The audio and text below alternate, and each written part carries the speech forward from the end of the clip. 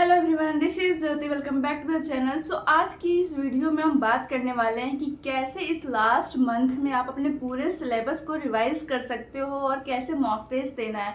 पूरा एक time table discuss करेंगे इस वीडियो में, जो आपको इस लास्ट मंथ में फॉलो करना है अगर आप नीट 2025 एस्पेरेंट हो और अगर आपको इसी ईयर नीट 2025 क्रैक करना है। सो इस वीडियो को एंड तक देखना। अगर आप अभी भी कंफ्यूज हो कि आपको इस लास्ट मंथ में कैसे रिवाइज करना है पूरे सिलेबस को, कैसे मॉक टेस्ट देने हैं, कितने आवर्स पढ़ना चाहिए, कौन कौन से सब्जेक्ट में कितने कितने आवर्स पढ़ना चाहिए और तीनों सब्जेक्ट में कहाँ कहाँ से सॉल्व करना है क्वेश्चन, कहाँ से रिवीजन करना है, सब कुछ इस सिंगल वीडियो में डिस्कस करेंगे। सो वीडियो को एंड तक देखना। So what's the time table for the last month to crack NEET 2025? देखो, अपने पास टोटल अभी 30 डेज है, मतलब लास्ट के 1 मंथ। तो उस लास्ट के 1 मंथ में आपको, अगर आप नीट क्रैक करना चाहते हो तो अब आपको 15 से 16 घंटे स्टडी करना ही पड़ेगा। डेली आपको कंसिस्टेंट रहना पड़ेगा और एक टाइम टेबल को फॉलो करना पड़ेगा, तभी जाके आपका सिलेक्शन होगा। अगर अभी तक आपने बहुत कुछ पढ़ा है, पूरा सिलेबस पढ़ लिया है, 70-80% सिलेबस पढ़ लिया है, फिर भी अगर आप इस टाइम को, इस लास्ट मंथ को यूटिलाइज अच्छे से नहीं करते हो ना, तो आपका सिलेक्शन बहुत मुश्किल हो जाएगा और जितने आपके मार्क्स अच्छे आ सकते हैं ना, वो भी नहीं आते हैं। तो इस लास्ट मंथ को अच्छे से यूटिलाइज करो। लास्ट के 30 डेज में आपने जितना पढ़ा है बस उसी को रिवाइज। अगर आपका 70-80% सिलेबस हुआ है तो उसी को रिवाइज करो, कि अब टाइम नहीं है कि आप अपने सिलेबस को कंप्लीट करो। तो अब बस रिवाइज करना है आपको, जितने भी हो गए आपके सिलेबस उतना ही रिवाइज, ताकि आप अपना बेटर कर पाओ नीट में। क्योंकि ये जो लास्ट मंथ होता है ना, वो बहुत क्रूशियल होता है, बहुत इंपॉर्टेंट है आपके लिए। अगर इस लास्ट मंथ को यूटिलाइज कर लिया अच्छे से तो मतलब ऐसा है ना कि ये डिफरेंस लाता है। वैसे तो सारे बच्चे पूरे साल पढ़ते हैं, स्टार्टिंग से पढ़ते आते हैं, लेकिन लास्ट में क्या होता है, वो थक जाते हैं पढ़ते पढ़ते। तो जो लास्ट मंथ को भी उसी एनर्जी के साथ पढ़ लिया ना, और इस लास्ट मंथ में सारी रेलिवेंट चीज़ें से, सारी रेलिवेंट रिसोर्सेज से सब कुछ, क्वेश्चन प्रैक्टिस, रिवीजन सब अच्छे से कर लिया, तो उसका सिलेक्शन पक्का हो जाता है। लेकिन जो बच्चे स्टार्टिंग से पढ़ते आ रहे हैं और लास्ट में गिव अप कर देते हैं, उनका फिर सिलेक्शन नहीं होता है, तो फिर बोलते हैं कि हमने पूरी साल मेहनत की लेकिन हमारा सिलेक्शन तो हुआ ही नहीं। क्योंकि वो जो ये लास्ट मंथ होता है ना, वो बहुत इंपॉर्टेंट होता है आपके लिए, और सही तरीके से यूटिलाइज करना भी बहुत इंपॉर्टेंट। सो इस 30 डेज में आपको अपना बेस्ट देना है, गिव अप नहीं करना है। जो भी पढ़ा है, जितना पढ़ा है, बस उसी को रिवाइज कर लो और मॉक टेस्ट तो बस काफ़ी है। तो अब इस 30 डेज में आपको करना क्या है,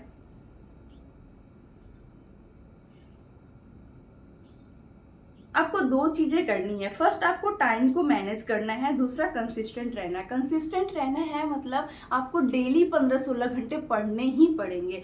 दूसरा, टाइम को मैनेज करना है, मतलब आपको तीनों सब्जेक्ट डेली पढ़ना है। ऐसा नहीं है कि आज बस फिजिक्स पढ़ते हैं, कल केमिस्ट्री पढ़ेंगे और परसों बायो पढ़ेंगे, ऐसा नहीं करना है। आपको डेली तीनों सब्जेक्ट को पढ़ना है। तो देखो, ये जो टाइम मैनेजमेंट है ना, वो आपको लाइफ टाइम करनी पड़ेगी। चाहे आप नीट की तैयारी कर रहे हो, चाहे आपको अगर एमबीबीएस मिल गया तो उसमें कर रहे हो, या लाइफ में कभी भी आपको हमेशा लाइफ टाइम आपको टाइम को मैनेज करना ही पड़ेगा। दूसरी चीज़ है कंसिस्टेंट। जब कंसिस्टेंट कैसे रहोगे, मान लो आज आपने पढ़ाई की है, 15-16 घंटे आज पढ़ लिया, पूरी एनर्जी के साथ पढ़ लिया, लेकिन नेक्स्ट डे क्या हुआ, बहुत सारे बच्चे ऐसे होते हैं ना कि आज बहुत पढ़ लिया, नेक्स्ट डे थक जाते हैं, तो आज 15 घंटे पढ़े तो कल 12 घंटे पढ़े, फिर उसके अगले दिन 10 घंटे ही पढ़ते हैं। तो ऐसे ऐसे कंसिस्टेंसी जो है आपका कम होता जाता है। तो कंसिस्टेंट रहने के लिए क्या करना है आपको, पहली चीज़ कि अगर आपका टारगेट कंप्लीट होगा, आज का जो आपने टारगेट बनाया है, अगर आज आपने उसको कंप्लीट कर लिया है ना, तभी आपको नेक्स्ट डे पढ़ने का मोटिवेशन आएगा। मान लो आज आपने तीनों सब्जेक्ट में से एक एक चैप्टर का टारगेट रखा था, आपने तीनों सब्जेक्ट को अच्छे से पढ़ लिया, अच्छे से रिवाइज कर लिया, सारे क्वेश्चन प्रैक्टिस कर लिए, और जो भी आपको उसमें मतलब एक्स्ट्रा पढ़ना था, एक्स्ट्रा क्वेश्चन प्रैक्टिस सब कुछ कर लिया, तो आपको एक मोटिवेशन आएगा कि आज मैंने इतना पढ़ा तो कल मुझे इससे ज़्यादा पढ़ना। मतलब मेरा ये है कि आपको डेली का टारगेट अगर कंप्लीट हो जाएगा तो आपको मोटिवेशन अपने आप आएगा। कहीं भी किसी के बोलने से मोटिवेशन नहीं आता है, आपको आपके काम से ही मोटिवेशन मिलेगा। अब बात करते हैं कि टाइम टेबल क्या होना चाहिए हमारा इस लास्ट के मंथ में। पहले मैंने जो वीडियो बनाया था उसमें मैंने बताया था कि जो आपका 30 डेज है उसको 2 स्लॉट में आपको डिवाइड करना है। 15 डेज का 2 स्लॉट बना लो। आप 15 डेज जो है, 2 स्लॉट आपने बना लिया 15 डेज का। आप जो 15 डेज है पहला वाला, उसमें आपको कैसे पढ़ना है, फिर फिजिक्स, केमिस्ट्री और बायोलॉजी तीनों को कैसे पढ़ना है इन 15 डेज में। जो फिजिक्स है, केमिस्ट्री है, बायोलॉजी है, तीनों को आपको 4-4 घंटे पढ़ने हैं। हाँ, 4-4 घंटे पढ़ने हैं, क्योंकि अब टाइम ही नहीं है कि अपन 1 घंटे पढ़ लिया, आधा घंटा पढ़ लिया तो हो गया। अब आपको इतना तो पढ़ना ही पड़ेगा 4-4 घंटे तीनों सब्जेक्ट को, क्योंकि यार अपने को बहुत सारा सिलेबस रिवाइज करना है 15 दिन में ही, और क्वेश्चन प्रैक्टिस भी करनी है, मॉक टेस्ट भी देना है, तो आपको इतने घंटे तो पढ़ने ही पड़े। यहाँ से आपके अगर तीनों सब्जेक्ट को 4-4 घंटे पढ़ते हो तो 12 घंटे आपके यही हो जाते हैं। बाकी 3 घंटे रिवीजन वगैरह में, मतलब कि जो आज आपने पढ़ा है, या कहीं भी एक्स्ट्रा टाइम लग जाता है क्वेश्चन सॉल्व करने में, या फिर अगर मॉक टेस्ट दिया तो उसकी एनालिसिस करने में, तो सब अपन डिस्कस करेंगे। पहले तो 4-4 घंटे में पढ़ने क्या है, तो 4 घंटे में आपको, जैसे हम फिजिक्स की बात करें तो आपको क्वेश्चन प्रैक्टिस करना है और रिवीजन करना है। रिवीजन की बात करें तो रिवीजन कहाँ से करना है फिजिक्स की। देखो, अब लास्ट मंथ में अगर आप जो आपका फुल नोट्स है ना, जो आपने लेक्चर से बनाया है, वो पॉसिबल नहीं है पढ़ना। अब आपको शॉर्ट नोट से फिजिक्स पढ़ना चाहिए, सारे फॉर्मूले को रिवाइज करना चाहिए, और क्वेश्चन प्रैक्टिस आपको सिर्फ PYQs ही करने चाहिए। जब आप फिजिक्स का रिवाइज करोगे, क्वेश्चन प्रैक्टिस करोगे, तो आपके 4 घंटे कब निकल जाएंगे पता ही नहीं चलेगा, क्योंकि बहुत सारे चैप्टर्स हैं। आप जितने आपके टोटल चैप्टर्स हैं नीट सिलेबस के अकॉर्डिंग, उसको आप डिवाइड कर सकते हो। 15 दिन का एक साथ टारगेट बना सकते हो, ताकि आपका कोई चैप्टर मिस ना हो। तो एक साथ आप 15 दिन का टारगेट बना लो, और जो जिस दिन पढ़ना है फर्स्ट डे का कंप्लीट करो, तो उससे आपको मोटिवेशन आएगा नेक्स्ट डे और अच्छा पढ़ने के लिए, और उससे बेस्ट पढ़ने के लिए। नेक्स्ट है केमिस्ट्री। तो केमिस्ट्री भी सेम, आपको क्वेश्चन और क्वेश्चन प्रैक्टिस करना है, रिवीजन करना है। लेकिन अब इसमें बात करें कि क्वेश्चन प्रैक्टिस कहाँ से करना है, रिवीजन कहाँ से करना है। तो ऑर्गेनिक केमिस्ट्री, इनऑर्गेनिक केमिस्ट्री की बात करें तो मैंने तो हमेशा बोला है कि आपको NCERT से ही ऑर्गेनिक और इनऑर्गेनिक दोनों पढ़ना है। तो आपने उसमें हाईलाइट किए होंगे कुछ पॉइंट्स, या कुछ पॉइंट ऐसे जो बहुत इंपॉर्टेंट वो मार्क करे होंगे, तो वो आपको बस रिवीजन के टाइम पर सिर्फ वही पढ़ने हैं। और क्वेश्चन प्रैक्टिस की बात करें तो NCERT की जो इंटेक्स्ट क्वेश्चन है वो सॉल्व करो, PYQ सॉल्व करो, ऑर्गेनिक इनऑर्गेनिक बस इतना है। और फिजिकल केमिस्ट्री की बात करें तो फिजिकल केमिस्ट्री आपने जो भी शॉर्ट नोट्स बनाया हो फॉर्मूला वाले चैप्टर्स में, कुछ चैप्टर्स ऐसे हैं जो थ्योरी बेस्ड है, तो वो आपको बुक से ही पढ़नी है, बुक से ही रिवाइज करनी है। जो आपने पॉइंट्स हाईलाइट करा है सिर्फ वही पढ़ लो, इतना काफ़ी है। क्वेश्चन प्रैक्टिस में जो फिजिकल केमिस्ट्री होता है ना, उसके जो इंटेक्स्ट क्वेश्चन, एक्सरसाइज क्वेश्चन है, वो सारे डायरेक्ट फॉरवर्ड नीट में पूछे जाते हैं, तो वही आपको सॉल्व करना है। केमिस्ट्री में तो पूरा आपका NCERT है, मतलब आपको चाहे क्वेश्चन प्रैक्टिस करनी हो, चाहे आपको रिविजन करना हो। लेकिन फिजिकल केमिस्ट्री में जो फॉर्मूला वाले चैप्टर्स हैं, लाइक सॉल्यूशन चैप्टर हो गया, तो वो सब आप कर सकते हो नोट्स। केमिस्ट्री के 4 घंटे में 1 घंटे आपको ऑर्गेनिक के लिए, 1 घंटे इनऑर्गेनिक के लिए, और 2 घंटे आप फिजिकल केमिस्ट्री के लिए दे सकते हो, क्योंकि उसमें टाइम लगता है पढ़ने में। ऑर्गेनिक और इनऑर्गेनिक में बस आपको फटाफट रिवाइज करना और क्वेश्चन सॉल्व करना, तो क्वेश्चन सॉल्व करने में भी टाइम नहीं लगता अगर आपने अच्छे से पढ़ी हो।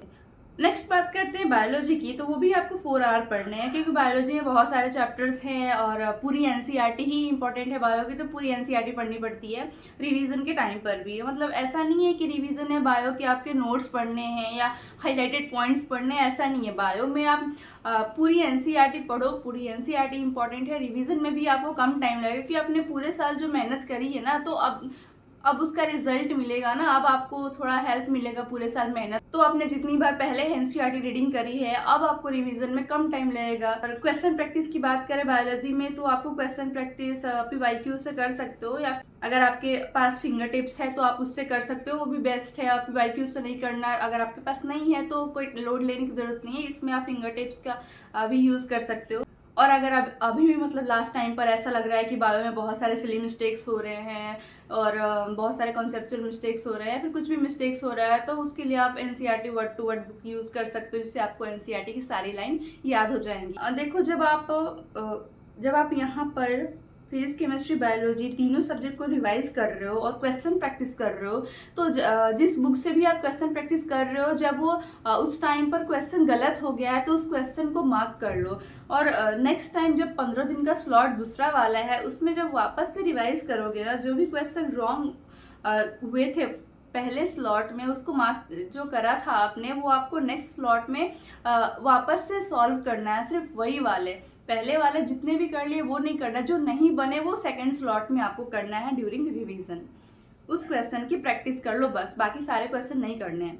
इतना अपन ने बात कर ली कि तीनों सब्जेक्ट को कितना कितना देर पढ़ना है, कहाँ से रिवाइज करना है, कहाँ से क्वेश्चन प्रैक्टिस करनी है। अब नेक्स्ट बात करते हैं कि मॉक टेस्ट कब देना है, कैसे एनालिसिस करनी है उसकी। सो एवरी ऑल्टरनेट डे आपको मॉक टेस्ट देना है। अब लास्ट मंथ में ऐसा नहीं है कि आपको 10 दिन 15 दिन के बाद मॉक टेस्ट देनी है, ऐसे मिस्टेक्स मत करना। एवरी अल्टरनेट डे आपको मॉक टेस्ट देने, जैसे आज आपने दिया मॉक टेस्ट तो कल नहीं देना, फिर परसों देना है, तो ऐसे आप मॉक टेस्ट दो। और आप जिस दिन भी मॉक टेस्ट देते हो ना, उसी दिन सेम डे आपको एनालिसिस करनी है। एनालिसिस बहुत इंपॉर्टेंट है मॉक टेस्ट के, इससे आपको आपके सारे मिस्टेक्स पता चलते हैं जो आप नीट में ना करो। अगर आप नीट में मिस्टेक्स करने से बचना चाहते हो तो मॉक टेस्ट में जो भी मिस्टेक्स आप करते हो या पूरी पेपर की एनालिसिस करो, कहाँ कहाँ क्या क्या मिस्टेक्स करी है आपने। देखो अब जो मिस्टेक्स है वो भी 2-3 टाइप्स की होती है। पहला जो अपन पहले बायो में बताया कि सिली मिस्टेक्स, सिली मिस्टेक्स होते हैं ज़्यादा, तो जो भी बायो फिजिक्स केमिस्ट्री जो भी है उसमें आप जो की पॉइंट्स होते हैं उसको हाईलाइट, उसको अंडरलाइन करके क्वेश्चन पढ़ा करो। जल्दी जल्दी पढ़ने के चक्कर में कि अपना पेपर छूट जाएगा, तो जल्दी जल्दी पढ़ने के चक्कर में अपन की पॉइंट्स को ही छोड़ देते हैं। तो की पॉइंट्स को सर्कल कर लो, underline the key points in question. दूसरा है आपका कॉन्सेप्चुअल मिस्टेक्स। कॉन्सेप्चुअल मिस्टेक है तो आप एक बार जाके वापस से कॉन्सेप्ट्स को पढ़ लो, और अगर फिजिक्स केमिस्ट्री में क्वेश्चन गलत हो रहे हैं तो या फिर समझ नहीं आ रहा है कैसे करना है, बहुत लंबा मेथड है करने का, तो उसका एक शॉर्ट मेथड ढूंढो कैसे उसको कम टाइम में सॉल्व कर सकते हैं, क्योंकि नीट में आपको बहुत कम टाइम मिलेगा हर क्वेश्चन को सॉल्व करने के लिए। तो आप ऐसा बेटर वे देखो जो कम टाइम में आप उस क्वेश्चन को सॉल्व कर पाओ। थर्ड है कि OMR फिलिंग के टाइम पर आपके मिस्टेक्स हो जाते हैं। मतलब अगर हमको फर्स्ट नंबर में बबल फिल करना है तो अपन सेकंड में करते हैं, ऐसी मिस्टेक नॉर्मल है, हो जाती है सारे बच्चों से। तो उसके लिए आपको क्या करना है कि जब भी आप मॉक टेस्ट दे रहे हो ना अभी भी, तो आपको OMR सीट में ही फिल करना है। मतलब अभी से आप आदत डालो कि OMR फीलिंग सही करो। बस तो मैंने बताया कि OMR फीलिंग में अगर मिस्टेक्स है तो OMR पर प्रैक्टिस करो। अभी आप मॉक टेस्ट देते हो तो OMR फील करो आप। दूसरी चीज़ कि जब आप पेपर सॉल्व करते हो 3 राउंड में पेपर को सॉल्व करो। 3 राउंड में कैसे सॉल्व करना है कि जो पहले राउंड में जो आपके टिप्स पर है क्वेश्चंस, मतलब देखते से ही आपको आंसर आ रहा है कि इसका आंसर ये होगा। मतलब कैसे पता चलेगा कि हमको देखते से ही आंसर आ रहा है? अरे तो पढ़ा है तो याद आएगा ना कि ये सारे मतलब ये आंसर क्वेश्चन के ये आंसर है, डायरेक्ट मतलब जो हमको आ जाता है टिप्स पर है, तो वो सारे आपको एक राउंड में करना है। सेकेंड राउंड में फॉर्मूला बेस्ड क्वेश्चन होते हैं। जैसे अगर कोई क्वेश्चन है डायरेक्ट फॉर्मूला पर बेस्ड है, बस वैल्यू को पुट करना और आंसर आ जाएगा, वो आपको सेकेंड राउंड में करना है।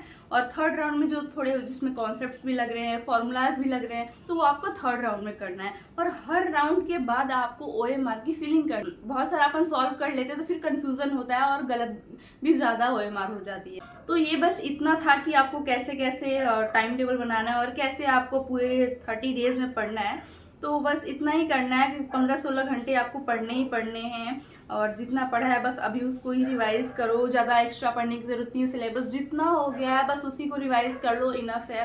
मतलब आप क्या ही कर सकते हैं, अब आप एक्स्ट्रा पढ़ने जाओगे या सिलेबस कंप्लीट करने जाओगे तो कोई मतलब नहीं है। अगर आपने रिवाइज नहीं करोगे पढ़ी हुई चीज़ों को तो वो भी सही नहीं कर पाओगे, तो फिर लास्ट में रिग्रेट होगा कि जो पढ़ा था उसका भी क्वेश्चन सॉल्व नहीं, मतलब क्वेश्चन नहीं बना, सॉल्व नहीं कर पाया। तो रिग्रेट करने से अच्छा है अभी वापस से रिवाइज कर लो।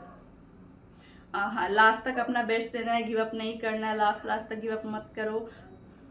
टाइम को मैनेज करो, टेस्ट में भी टाइम को मैनेज करो। और जो याद रखना कि जब भी आप मॉक टेस्ट देते हो ना, वो 2 से 5 के बीच जो नीट का टाइम है, जिस टाइम पर नीट होता है ना, उसी टाइम पर आप मॉक टेस्ट दो। 2 से 5 के बीच में मॉक टेस्ट दो और टाइम को मैनेज करना सीखो मॉक टेस्ट में। ये सारी जो अभी से आप मॉक टेस्ट दोगे ना एवरी अल्टरनेट डे, तो आपकी क्या OMR फीलिंग की भी प्रैक्टिस हो जाएगी, प्लस आपके 2 से 5 बैठने की भी प्रैक्टिस हो जाएगी। आपका दिमाग चलेगा कि हाँ 2 से 5 के बीच में सोना नहीं है, अपने को क्वेश्चन सॉल्व करना। मॉक टेस्ट की एनालिसिस बहुत इंपॉर्टेंट है। मॉक टेस्ट देना है जिस दिन ही उसी दिन आपको एनालिसिस करनी है और अपने मिस्टेक्स को देखो, कौन कौन से मिस्टेक्स करी हैं उसको नोट डाउन करो। और उस मिस्टेक को जो भी कॉन्सेप्चुअल मिस्टेक्स है या कुछ नया मिल गया तो उसको एक कॉपी में नोट कर लो, और लास्ट टाइम पर नीट के दिन पहले बस वही पढ़ के जाना है और कुछ एक्स्ट्रा नहीं पढ़ना एक दिन पहले। बस इतनी ही थी टाइम टेबल में। अगर आपको कोई भी और डाउट हो तो आप कमेंट करके पूछ सकते हो या फिर टेलीग्राम पर मैसेज कर देना।